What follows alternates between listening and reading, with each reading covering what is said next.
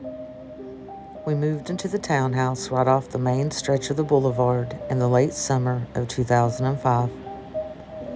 It was up a long concrete walk and was one of two in the building. 3 bedrooms with a bonus room at the top of the open stairwell and 2 bathrooms. We had been looking at other rental properties in the area and nothing had come close to this one. Not in price and not in size.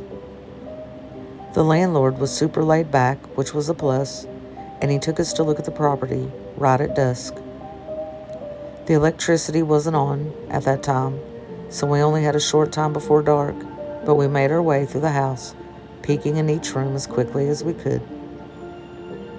It was hard to make out any details, but it had good bones, as they say, and despite the fact it was slightly outdated in paint color, it was standing out from the others by price alone. We told him we would take it, and he agreed to meet us the following day to sign the papers and exchange cash for key. The next morning we met with him and read over the rental agreement, and just like that, we were ready to move in. We were coming from a much smaller apartment, so it was exciting to unpack and stretch out. But once we got everything moved inside, I didn't want to unpack. I sat in the living room floor with our things surrounding me and absolutely no desire to take one thing out of the boxes. I wasn't worn out from the move or anything of that nature. I just didn't want to. Out of nowhere, I just felt like I didn't want to be there. There was no obvious reason for this. The house was beautiful with tons of space. It didn't feel scary or anything I could put my finger on, but I didn't want to. I told myself that we would only stay there a month and then we could start looking for something else. I never told my husband my feelings because I felt like I was being silly. Plus, he really liked the place.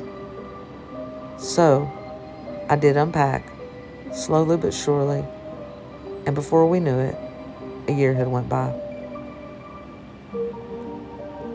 One night, we were in the living room. He was watching TV, and I was on the computer.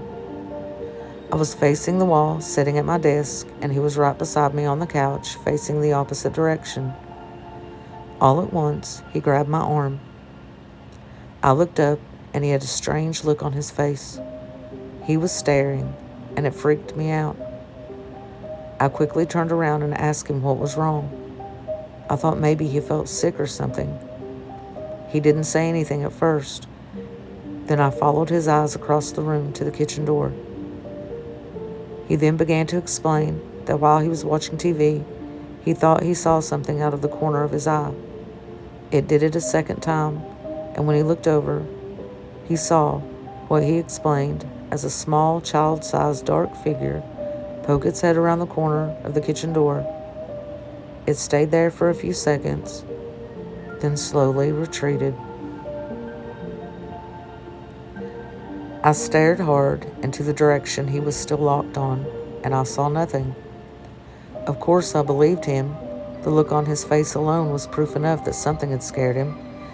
I jumped up and ran over to the door and pushed it open with great force. There was no one there. We were on high alert the rest of the night, noticing every single shadow, but it was eventless.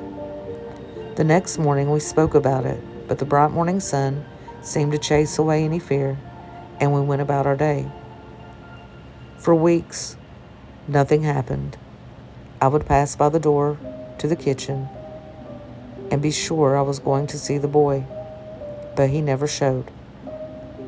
We would hear the occasional creak on the stairs, and he would sometimes swear he saw something moving from beneath the bathroom door when he would be in the tub, but I never saw anything, and at that point, I almost felt left out, because other than typical house settling, nothing ever appeared. But one morning I was downstairs watching TV while he was getting ready for work when I heard whistling. I didn't just think I heard whistling, I heard it. A few minutes later, he came to the top of the open stairwell and yelled down to me. "Were you just up here?" he asked. "No," I replied. But I was getting ready to walk up there when I heard you whistling." He paused for a second. "I wasn't whistling. I was in the bathroom and I saw a shadow underneath the door, and I thought it was you." I froze. "You didn't whistle?" I asked, nervously laughing, hoping this was a joke. "No, I didn't," he answered. There was something different about an experience I had on my own. Not that I ever doubted him, but part of me thought maybe he was exaggerating or scaring himself into seeing or hearing things.